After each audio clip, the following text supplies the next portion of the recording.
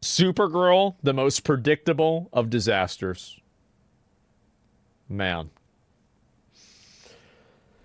Oh boy. Oh boy. Oh boy. Everybody knew it, but now we know it for sure. Oh dear. It would seem that all is not well in the world of Supergirl, dear viewer. Not only did the movie get crapped on by every YouTuber with a microphone, but in a shocking act of corporate betrayal, even the mainstream shill media turned against it. And those guys will defend practically anything without a Y chromosome on the front cover. The film's last remaining hope was at the box office. I mean, plenty of crap movies have taken a critical mauling and still gone on to make like a shit zillion dollars. Yep. Maybe there was a third act redemption waiting for our girl Kara after all. Absolutely. $37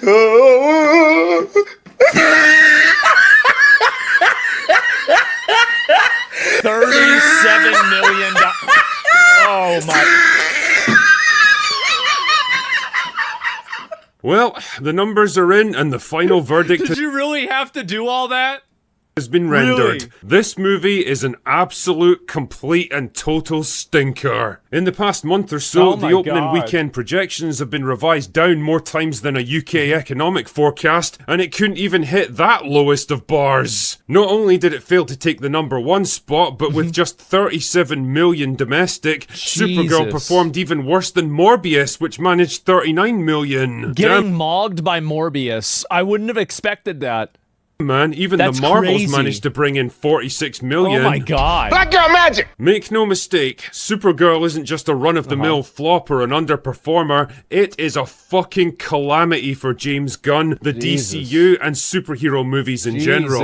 And the thing is, we all told you this was gonna happen. We saw the writing on the wall, we read the signs, and we formed the obvious conclusion that this film had about as much chance of success as an Airbnb in fucking Pripyat. Supergirl might be the most predictable flop in years. But what's important to understand here is why. Because there's already all kinds of bizarre myths and excuses popping up to explain it. And if you can't be honest about your own mistakes, then you'll never learn from them. And by golly, I want Hollywood to learn from this one. So with that in mind, let us I think that they're only going to learn whenever they lose enough money. And I think that you're already starting to see that happen. Like, the beginning of the learning was Ghostbusters 2016. And I think that they're just learning more and more and more every year. In a few of them, Next shall we? Myth number place. 1 is that Millie Alcock is somehow to blame for all this shit. There's this weird attempt going on to frame her as a Rachel Zegler type of actor. I don't think that's accurate. I just think that she's a ditzy girl that just gives answers to questions. It got cut out of context when people are asking her about this because of it being Pride Month. I don't think that she's some horrible bad person. Shooting her mouth off about politics, feminism, disrespecting other actors, and shitting on men in general. And the thing is, it's just not true. Most of this is based around off-the-cuff remarks cherry-picked from much longer interviews that somehow became headline news. I mean, I'm definitely not saying she's perfect or anything, and if we're honest here, casting a relatively unknown 5'2" actress with the body of a child and a face that was always going to be compared unfavourably to her predecessors was a bad move right from the start. He's right. He is right about that. It was always going to open her up to criticism, and boy did it come. But my point is, I don't think Millie Alcock is at fault here on a personal level. No. She doesn't really seem like a bad person. What she is young, impressionable, naive, and not particularly media savvy. And historically, there's no group of people easier to bait into saying something retarded than young, enthusiastic actresses that have gotten their first taste of fame and attention. Like this infamous red carpet interview where she clearly had a bit too much of the free champagne and was asked about Supergirl's perception as a queer icon. It wasn't, but in honor of Pride Month, as I'm getting all these questions, I don't know. I think that what makes this film so beautiful is that it's not centered around a man. It's not centered around love at all, if anything. But we'll see. I don't really know, but I don't know. She's drunk? Yeah. I mean, I don't think this is I really don't think this is the reason why it failed. I don't know. She'd probably go both I don't ways. think so. At no point in your rambling, incoherent response were you even close to anything that could be considered a rational thought. You can tell from her awkward, stumbling response that she's trying her best not to offend the interviewer by saying... Exactly. Yeah, she doesn't give a shit about this. She's just trying to say whatever she needs to say. What the fuck are you even talking about? Because that would kick off an even worse shitstorm, while instead pivoting the conversation back towards the generic talking points that she's been given. She's doing exactly what every actor on the promo tour tries to do, she's just not very good at it. If she'd been a bit less drunk and a bit more experienced, she might have said something like, "It's awesome that the LGBT community have embraced Supergirl like this, and I think that's part of what makes the character so interesting. There's something in her that everyone can identify with, and that's why I'm super excited to be playing her." I don't think it's like you can't expect people to have all these like perfect PR answers, especially when they're being asked questions like this constantly. I think that you have to really look beyond that. Look at the way that people talk, look at their intent, look at the way that they're behaving. That's going to give you a better idea of like where they're coming from. Ever notice how That's politicians never really answer the questions they're given and instead just reframe them into the things they want to talk about? Well, that's exactly what actors are supposed to do when they're promoting their movie. And honestly, I blame the fucking studio, man. Not just for failing to give her the media training she clearly needed, but for putting idiots like this in front of her in the first place. I'm not a big fan of media training. I think the entire concept of media training is silly. The reason why is that I think media training implies that if you just talk normally, there is a problem with that. And I think that this hyper reality that's manufactured by Hollywood and other forms of entertainment in order to create a media environment where people have to behave in a performative way that's not reflective on their individual values or the way that they actually behave. I think it's deceptive, it's weird, and I'm not a fan of it. So I think that really, even if somebody isn't, quote, media trained, if they're a good average person, they're probably not going to say something that's like super evil or super bad. They're just going to give a generic answer. So I think fundamentally you can it's like, you can media train somebody and be like, hey, you may want to avoid saying something like this, is, it's whatever. But overall, I think that the world is pretty accepting of people that make stumbles or they say things that are a little bit inaccurate if they don't have a pattern of other bad behavior. I think that's just the truth. It's like that Mark Melkin guy. Would you say this is the gayest superhero ever? They had to know that questions like this were only ever going to appeal to a tiny percentage of the audience and alienate everyone else, but they did it anyway. They threw Millie Alcock to the wolves with this one, and I think that's a real shame because the fallout from this disaster is probably going to derail her career for years, if not forever. Myth number 2 is that the movie failed because men just can't stand to see women heading up superhero movies. Again, I think that the main problem is that she's not overly sexualized and she's not like insanely hot. Like the reason why I think Wonder Woman worked really well is because Gal Gadot is really attractive. I think that's the main reason why. I mean, I'm not saying that she's not attractive. I mean, she's definitely out of my league, but like I'm saying that she's not like movie actress level super hot that people are going to want to go see the movie because of her. Like if you contrast this, like for example, like my best example is that why did I watch Underworld 10 times? It certainly wasn't for the plot. This is bullshit because how do you explain the success of Wonder Woman? There was no real antagonism around that movie. Men and women both enjoyed it, and it was a critical and commercial hit. Why, you ask? Well, because the protagonist was likable, feminine, and actually heroic. She wasn't some prickly, aggressive bitch who had to turn every conversation into a battle of wills or and it's also that Wonder Woman is its own character. Like, it's its own character that has its own fan base that people are interested in intrinsically. Like, Supergirl is only an interesting character in the context of Superman. Fucking inferiority complex who constantly had to prove herself better than everyone else, or some shitty feminist revenge fantasy out to punish and humiliate every single man in the movie. Men are perfectly happy to support female-led movies on 3 conditions. 1, they don't shit on men for the crime of simply existing. 2, the female lead is somewhat likable. And 3, they're actually good. Supergirl failed on at least 2 of those conditions, arguably 3 if you want to be picky. It was a shit film, and the protagonist was just plain unlikable. Right from the first trailer, Kara's personality immediately turns you off, man. The writer probably thought it was super empowering and fresh to have a female hero who's messy and crazy and doesn't exist to live up to your expectations. Well, the problem with that is that that's a male archetype. The anti-hero like type character like that, like Deadpool or something, that's a fundamentally and profoundly male thing. Like the Maverick, the Outrider. Women don't do that. Men do that. So you can't write a male character. You can't write a female character and then just say, well, we're going to make her like this male character, because men and women aren't the same way. It's just how it is. The Fringe Dweller, yeah, Thor. That's just that's. I mean, and I get it. Like, people might think like, oh, well, you should be able to or whatever. People just don't believe characters that way because they don't see women acting that way in real life. And the women that do act that way in real life are generally like super insufferable, and nobody wants to be around them. That's really it. They tried to make her Will Smith Hancock. Yeah, exactly, right? I think that's another good example. Is that, I mean, yeah, and even Xena wasn't a prickly bitch. I don't know about that specifically, right? Why is Supergirl always drunk and vomiting? I don't know. That's precisely the problem, partly because to outsiders, Kara comes across as lazy, arrogant, and self-absorbed, but mostly because you're treating the audience like unwanted baggage that the protagonist has got no time for, like some opponent who has to be defeated or corrected. Nope.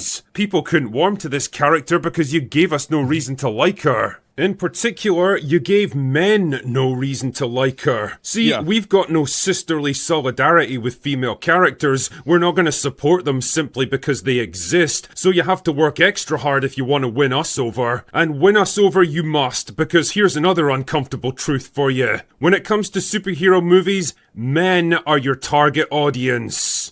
That's exactly it. He is completely right. Superhero content and all this stuff, like, I'm sorry, but like big muscly men beating the shit out of each other, guess what? It's Superman and Darkseid. 2 massive dudes punching each other in the face. You are in male content territory, okay? That's just the way it is. The Hulk versus the Thing, yeah.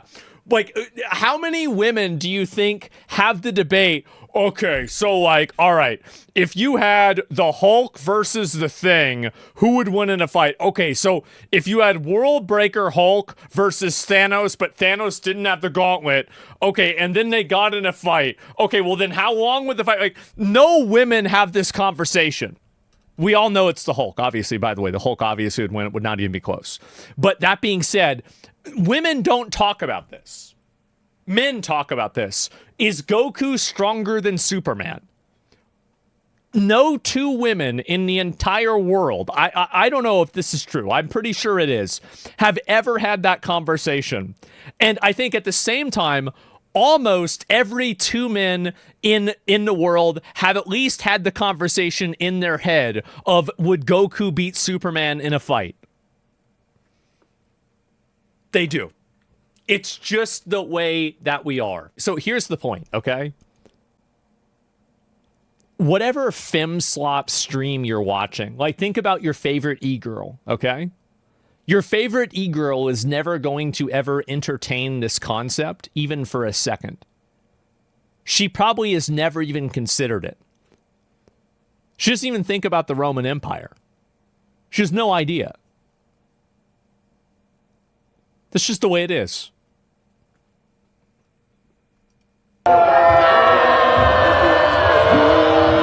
You might hate them, you might resent them, but men are who you have to appeal to. That's right. It doesn't matter how hard you pander, women are not going to suddenly show up en masse to support your feminist superhero movie, because for the most part, it just does not interest them. No. Men are who you need to appeal to, and you failed big time with Supergirl. Also, there's no getting around this. The writing philosophy behind characters like Kara is like 5 years out of date now. As a culture, we are so fucking over the whole deconstructed hero thing now. It's not cool or edgy or inventive anymore. After more than a decade of this mean-spirited crap, it's become tired, dated, and played out. The very thing it was supposed to be a response to. The lazy comfort zone of hackneyed, cynical, and cowardly writers who are so afraid of doing anything real and authentic, they'd rather hide behind irony and self-mockery. Speaking of which... myth number 3. People were just out to hate this movie because they want James Gunn to fail. Nobody gives a fuck.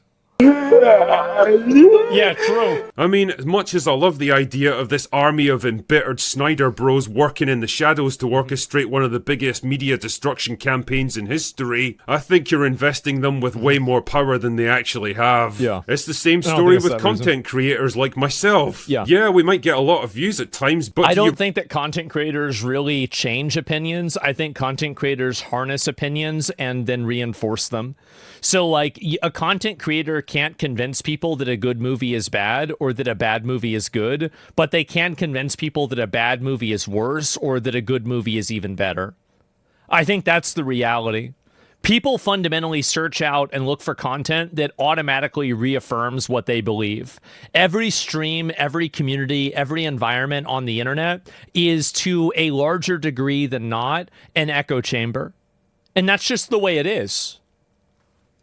really think all the normies out there even know or care what we have to say about Supergirl? No. Of course they fucking don't. We don't make the news, we just report on it. But on the subject of James Gunn, I think it's fair to say don't that his think anybody creative cares. vision for DC hasn't exactly been a winner so far. No. Why? Well, two reasons. One, people are simply tired of his shit because the whole deconstructed cynical hero thing that's coming to the end of its cultural arc is literally all he knows how to do. It's woven into the DNA of every movie and TV show he produces, and it's so fucking played out now. And two, his management of the DC brand makes Kathleen Kennedy look like a model of executive efficiency. I mean, shit, man, at least she actually turned a profit before she burned it all to the ground. He hasn't even managed to do that. His weird piecemeal approach to trickling out obscure, disconnected content with no particular structure, plan, or overarching narrative tying it all together just reinforces what most people already knew. James Gunn is a director at heart, not a studio head. He doesn't have the big picture creative vision to manage an entire cinematic universe like this, and if anything, he seems to get sidetracked on personal vanity projects like Peacemaker or Creature Commandos, while failing to lay down the building blocks that this franchise He's just getting shit on, man. Oh my god. Wow.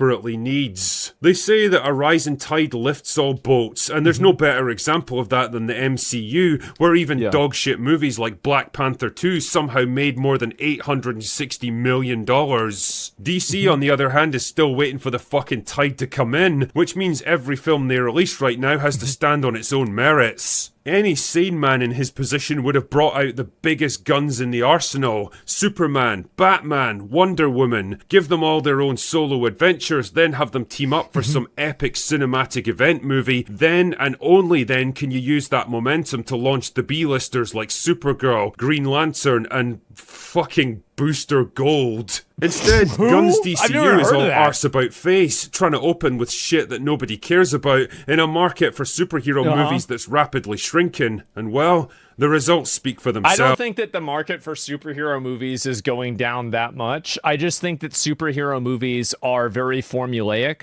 and unless they're really, really well acted and it's an interesting story, people aren't that interested in it. And I think also they're going back to where they were.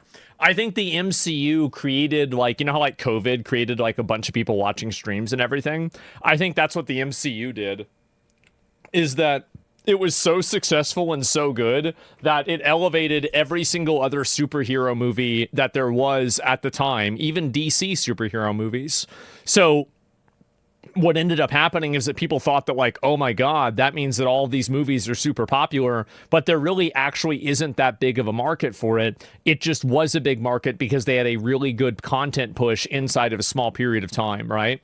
And I think also, like, for example, like the Snyder version of the Justice League, I thought was like pretty good, right? I mean, I think that like having Darkseid in it and everything like that definitely makes it more interesting. But the problem is that, and well, the irony of this is that I think Darkseid came after, Thanos came after Darkseid. But like now that Thanos is already like, you know, the main character in Marvel, or he was, you know, Darkseid seems like kind of a spin-off of that. All of this is to say That's what I that, yeah, Supergirl was an entirely predictable failure, but not for the reasons that a lot of people seem to think. Yeah. It probably would have failed at the box office even if it had been a decent movie, but as it turns out, it couldn't even manage to do that. And if this is what the future of DC on film looks like under James Gunn, well, you have to start asking yourself how much longer he'll be around. My guess is not long. Well, he's fucked up. Anyway, that's all I've got for today. Go away now. I feel like the truth is that, like, yeah, I mean, if you make a bunch of bad movies, like, they're going to stop hiring you, like, very clearly, right? I mean, that's obviously what's going to happen. There's the video. Give it a like.